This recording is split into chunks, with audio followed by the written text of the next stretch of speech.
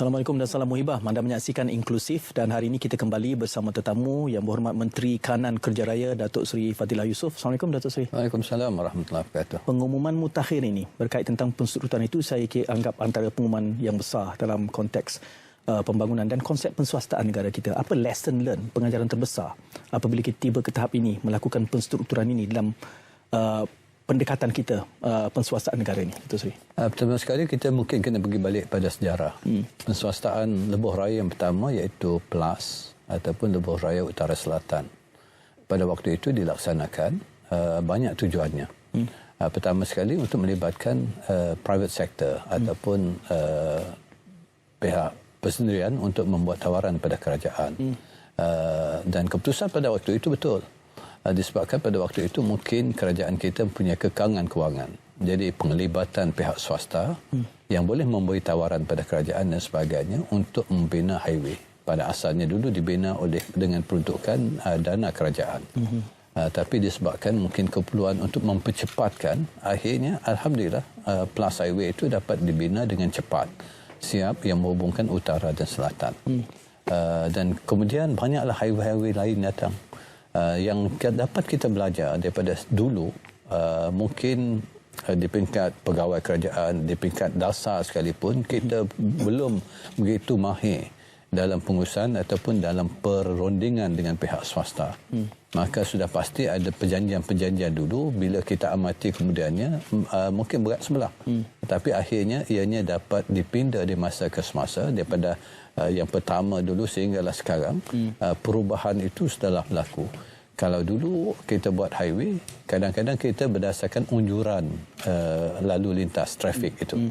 Jadi itu menentukan adakah highway ini berapa lama viable ataupun tidak dan sebagainya. Sebab itu kita berlaku bila unjuran itu terlalu tinggi kadang-kadang. Ini menyebabkan bebanan kepada kerajaan. Dan juga pada kadar kenaikan. Kadar tol itu 3 tahun, 5 tahun, 7 tahun. Itu berlaku. Dan sekarang ini kita mengkaji balik dengan keadaan kehidupan rakyat sekarang ini, tekanan dan sebagainya. Sebab itu penstrukturan ini perlu. Dan kita dah laksanakan daripada tahun 2002 lagi penstrukturan highway ini. Dan penstrukturan ini dilaksanakan berasaskan pertama sekali sebab asasnya ialah unjuran trafik. Dan apakah yang boleh kita laksanakan? Sebab itu berlaku pelbagai kaedah mengikut kesesuaian highway itu sendiri. Misal kata PLAS, bila kita katakan jangan berlaku kenaikan, kerajaan akan terpaksa membayar pampasan. Begitu juga highway-highway lain. Ada yang berlaku penurunan, ada yang dikekalkan, malahan ada juga dibenarkan kenaikan mengikut keadaan. Sebab pertama yang kerajaan nak lihat ialah pertamanya untuk memastikan kedudukan highway itu sendiri akan dapat sustain.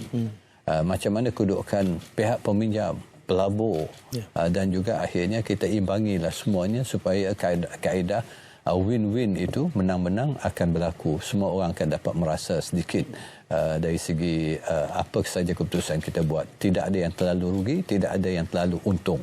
Itu yang pendekatan kita. Dan sebab itulah akhirnya dalam 4 highway ini, bila penstrukturan dicadangkan, ini lebih kepada business proposal di antara pihak Gamuda dan juga pihak Amanah Lebuh Rakyat ataupun ALR ni. Dan bila dibentang pada kerajaan, sebab kita melihat bahawa memang perlu untuk kita melihat pertamanya bebanan kerajaan. Kerajaan terpaksa menanggung misalnya 400 juta setiap tahun untuk 4 highway ini untuk dibiayai pampasan kalau kita tidak benarkan kenaikan tol.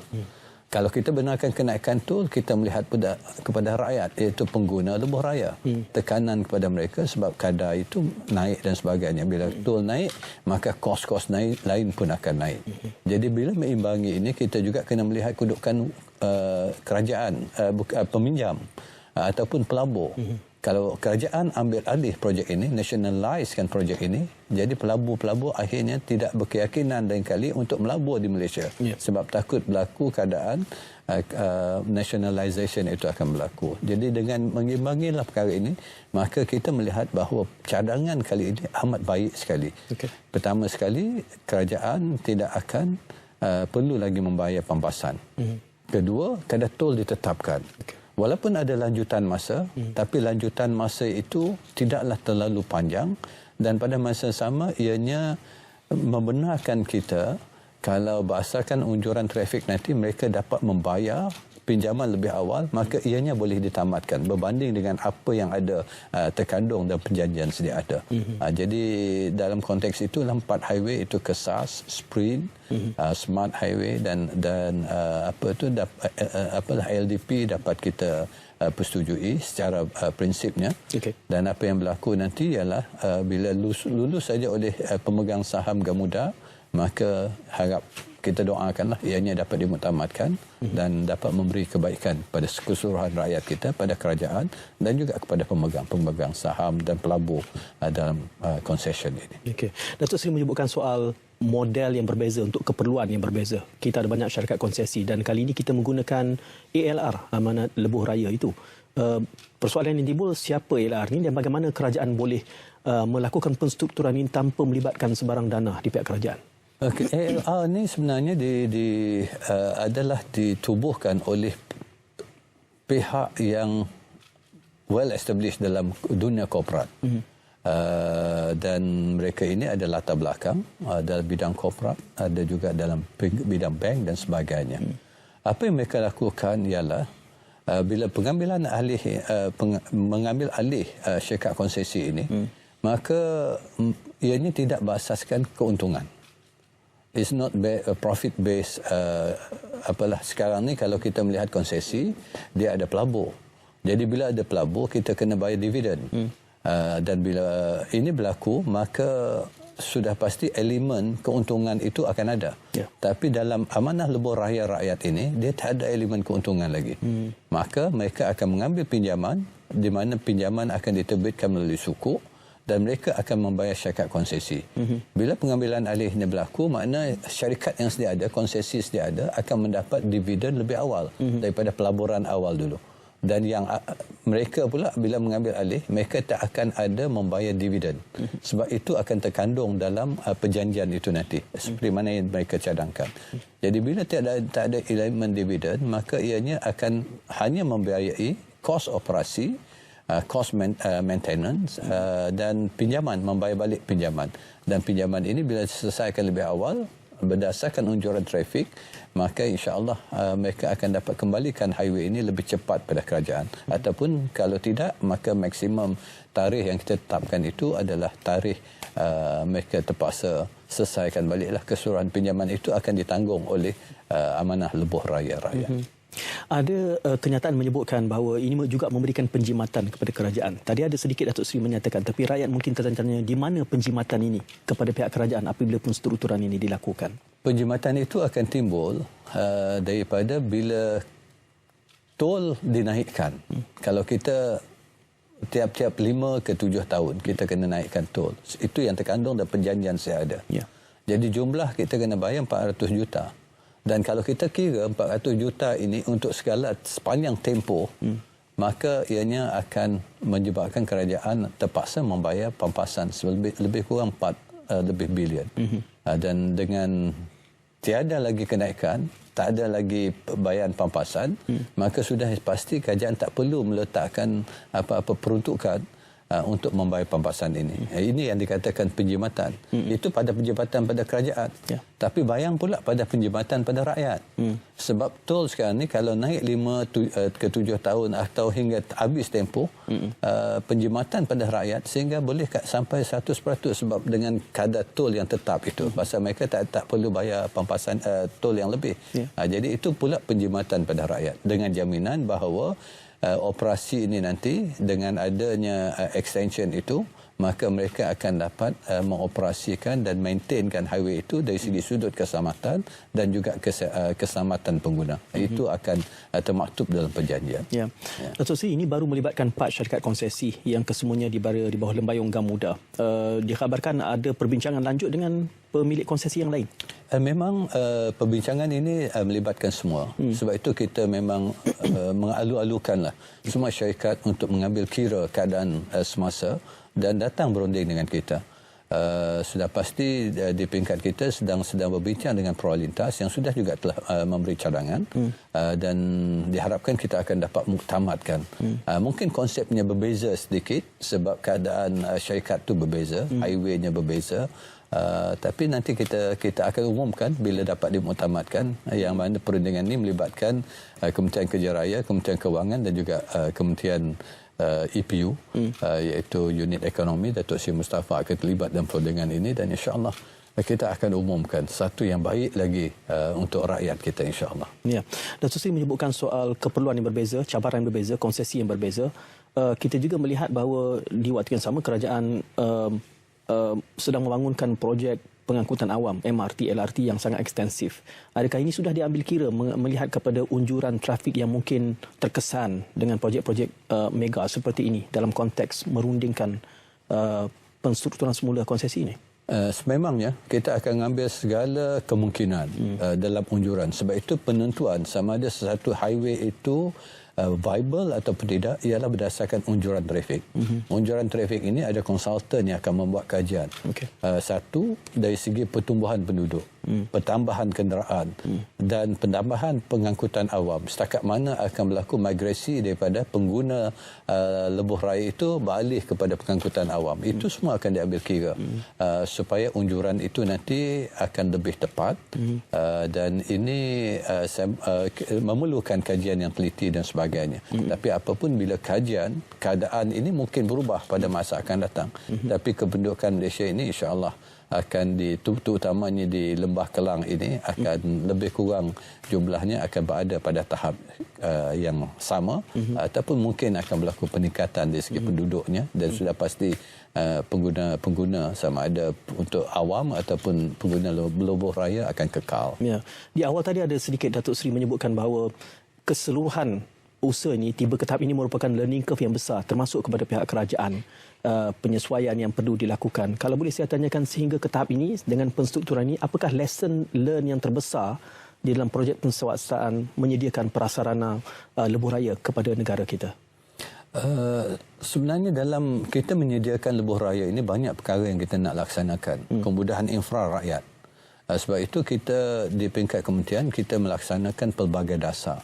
Salah satu kajian yang kita bangunkan ialah Highway Network Development Plan, iaitu jaringan perhubungan infrastruktur di negara kita yang melibatkan hubungan antara negeri, antara daerah dan sebagainya. Kajian ini akan memberi garis panduan pada kita bagaimana kita nak menyusun atur pergerakan dari segi kenderaan dan sebagainya, hubungan jalan yang lebih efektif, lebih efisien. Pada masa yang sama, walaupun kita dah menyusun, pihak swasta pun akan mengkaji. Sebab pihak swasta dia nak membuat pelaburan. Misal kata di wilayah persekutuan, kemungkinan jalan sedia ada tidak dapat menyambung keseluruhan hubungan yang lebih efektif dan efisien. Walaupun jalan dah ada, tapi mungkin tersangkut dalam traffic jam dan sebagainya. Sebab itu mereka mencadangkan. Dan kita juga terbuka untuk melihat pada cadangan-cadangan ini.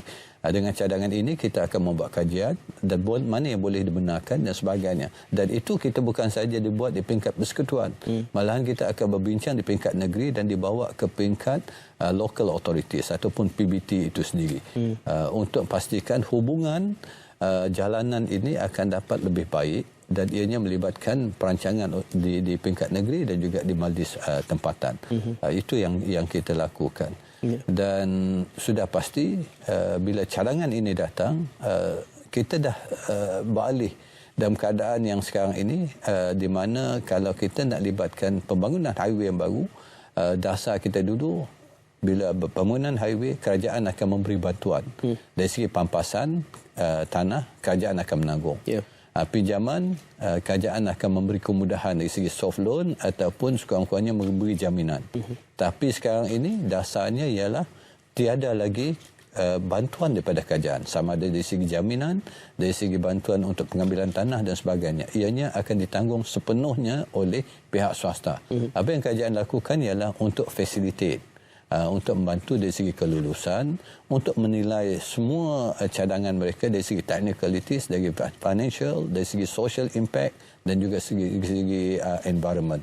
Dan bagaimana kita nak hubungkan dengan kajian negeri dan juga majlis kerja tempatan di mana mereka kena adakan engagement, public survey dan sebagainya, itu mesti dilakukan supaya akhirnya apa yang nak dilaksanakan ini bukan saja mudahkan pergerakan orang, mengembangkan ekonomi dan memberi peluang pekerjaan, tapi akhirnya ianya akan impactful dan tidak memberi kesan besar kepada rakyat kita. Ya. Dengan kerajaan nanti menarik semua sokongan ini, pendekatan baru yang Datuk Seri sebutkan, itu akan hasilnya memberi kesan kos pembangunan yang lebih besar kepada pemanju konsesi yang kemudian akan ditransfer, diturunkan kepada pengguna. Sebab itu asasnya bila lebuh raya betul ini ialah user pay basis. Kalau kita guna, kita kena bayar. Kalau tidak, kita ada pilihan jalan-jalan yang tiada tol. Sebab itu mesti ada konsep itulah, maknanya mesti ada pilihan kepada pengguna. Siapa yang nak cepat dan dia sanggup membayar, gunakanlah. Tapi kalau tak, ada pilihan untuk jalan-jalan lain yang mereka boleh lalui, yang disediakan juga oleh kerajaan.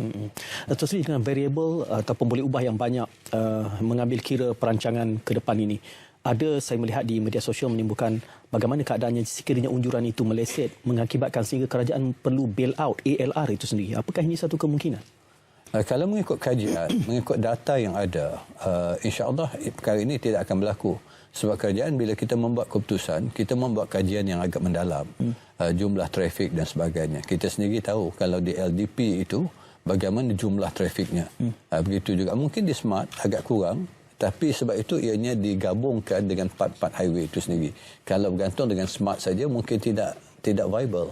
Tapi sebab dah digabungkan keseluruhannya, sebab tu Smart walaupun tempohnya lebih panjang, tapi disebabkan kita dah seragamkan, ianya akan tamat lebih awal daripada apa yang termaktub dalam perjanjian dulu. Ini memberi kebaikan juga pada kerajaan dan pada rakyat khususnya. Ya, bagi pihak rakyat pastinya akhirnya bottom line yang rakyat lihat adalah soal kadar tolnya dan juga bagaimana ianya dapat dikongsikan, diagihkan secara penuh bertanggungjawab. Jadi saya kira ini satu berita yang baik kepada rakyat seluruhnya apabila tidak ada lagi kenaikan tol sekurang-kurangnya untuk 4 konsesi ini dan menantikan bagaimana kedudukannya dengan konsesi yang lain. Datuk Seri, tahniah atas pemberitaan baik ini. Terima kasih. Dan selamat menjalani ibadah Ramadan. InsyaAllah kita kesempatan nanti berjumpa lagi. Dan terima kasih kepada semua yang menontonkan Inklusif. Jangan teruskan kesian anda untuk mengikuti perbincangan Inklusif selanjutnya. Jumpa lagi. Assalamualaikum dan salam.